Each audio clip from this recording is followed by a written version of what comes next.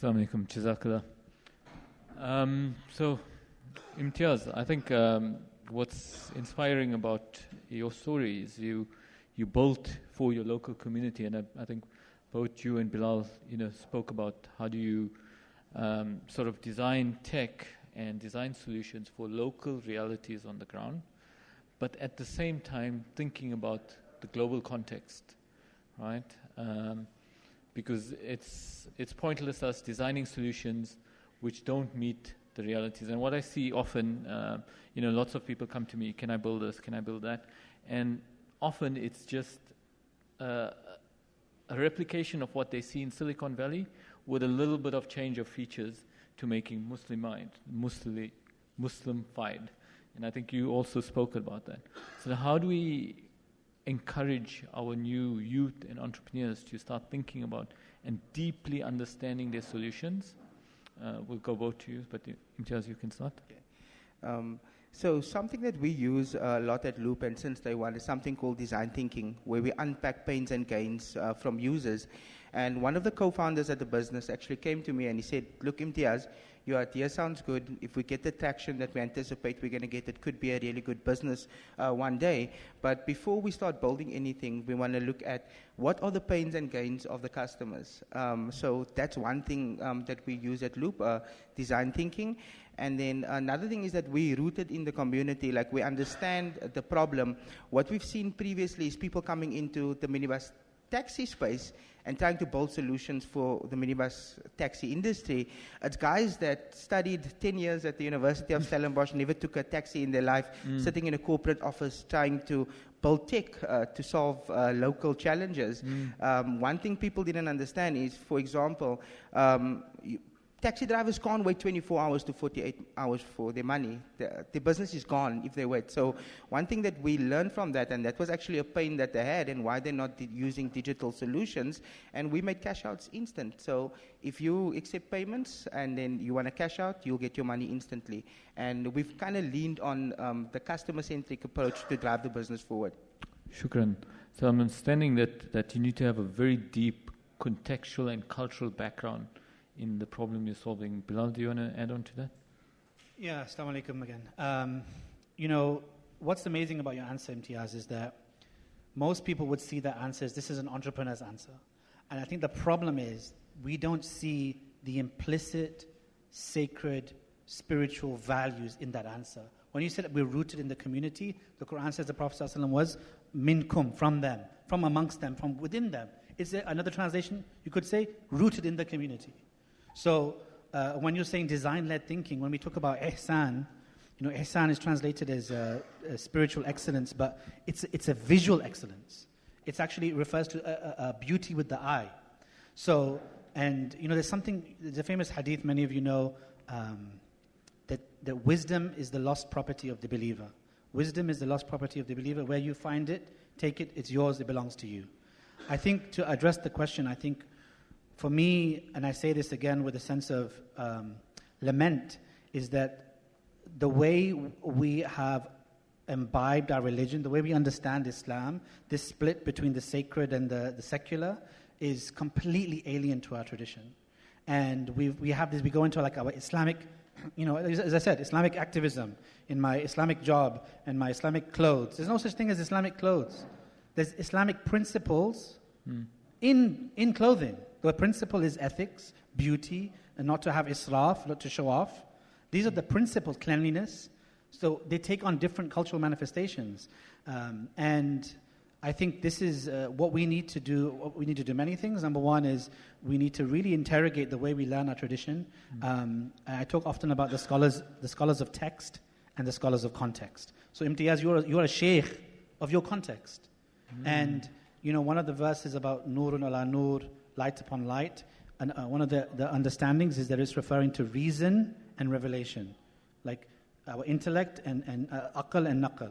So you are a sheikh of your context and you have a sheikh of the text, and these need to come together as partners, not as one subordinating to the other. It's not your reason goes under revelation only, no, and your revelation goes under reason, no. They're both from the same source. They both complement each other. They both have something to give each other. It's a yin-yang. So I don't know if I answered the question, but... Shukran. I think that was one of the best quotes, Sheikh of context. I think that's a good summary of what we need to be if we're trying to innovate for community. We need to understand the context deeply, and it's hard for someone from a different cultural background. To your point, someone who's never been in a taxi is not going to innovate in the taxi industry, right? So we've got a question from the audience, like how, your journey to innovation and to building Loop, Imtiyaaz, how difficult was it? Tell us a little bit, short, 1 minute or two, of how many iterations and a little bit of the innovation process. Yeah, so to all the entrepreneurs, if they always ask me for advice about entrepreneurship, I say business is the toughest sport. And it's been super challenging. I mean, we get no's every day. We get people telling us, your business won't work. But I think what's important about entrepreneurs and, being a founder, it's resilience. You have to be resilient in everything you do when you are a founder.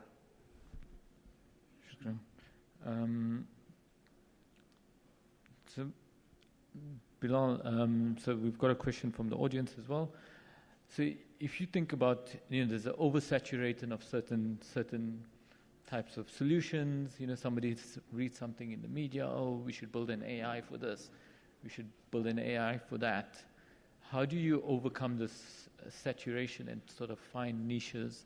Yourself as a creator, as a creative, what's your creative process to look for something that is out of the, let's call it, not the norm, firstly, and then so resonant with your audience specifically?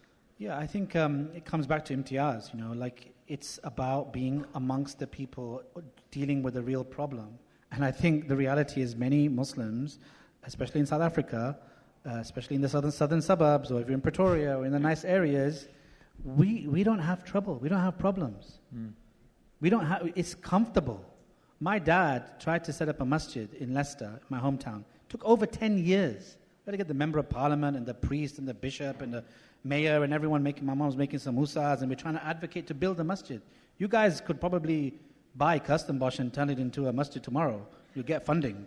There's the institutional barriers. You don't really experience discrimination or racism, Islamophobia.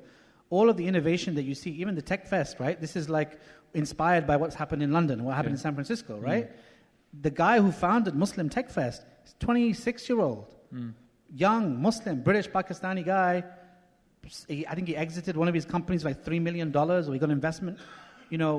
When you're comfortable in the house, cozy in the kursi, it's hard to understand what the need is. So get off the kursi. If you're in the flats and you're working with the people, Imtiyaaz is seeing his father, he's seeing his uncle, seeing his friends, and he's like, I can fix that. And the problem is that we're not hungry for it really. It's just dabbling, we're just dabbling, browsing. We're not really amongst the people. And I'm really it jars me, how much, one of the things that, I'll just say this again, one of the things that struck me about now, again, I'm saying this as a South African, I'm from you, Minkum, yes? I always wonder, where are all the converts? If you're in any group of friends in the UK, Muslim friends, 10 guys, you're going to have 3-4 converts, Chinese guy, black guy, guy from Vietnam, wherever, it's adi, it's normal. But then I'm looking here, there's not many converts at all. It's strange. In the UK, it's estimated 15%, 10-15%. So, and then I realize it's because we're living in this bubble, this comfortable bubble. It's like the kafir is over there, and it's them, the others, and we're not really entrenched in our society. You said that the Prophet ﷺ had contextual mastery. If you think about, if you follow, does anyone here follow the Prophet ﷺ? Anybody? Put your hand up. Yes? Do we follow him? Sallallahu Alaihi Wasallam. The majority of his life, he's interfacing with people who aren't Muslim. He's got family that are not Muslim. How many of us can we say the majority of our interactions are with people who aren't Muslim? And it's not as if we're living in the friggin' desert in the Middle East and only Muslims around. We're 3, 4, 5% at best of this country, right? We have to actively avoid non-Muslims. Go to a halal butcher's and a halal shop and a halal mosque and a halal car and a halal hotel, and a halal residential thing. And this is not being amongst the people on the ground. Loop doesn't solve a problem for Muslims. It solves a problem for everyone. And then he does it with ihsan, boom, game over. Tell me where to invest right now. That's a recipe for success. So I think we have the blueprint here, man. And we have the blueprint with the Prophet ﷺ. Inshallah, we can all go closer to that. Sorry for the rant. Shukran. I think very important points. Struggle and context. That's the wrap-up words, few words, Imtiyaaz, on that point.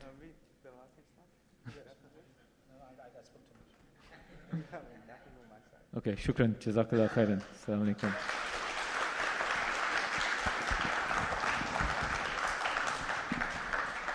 I mean it.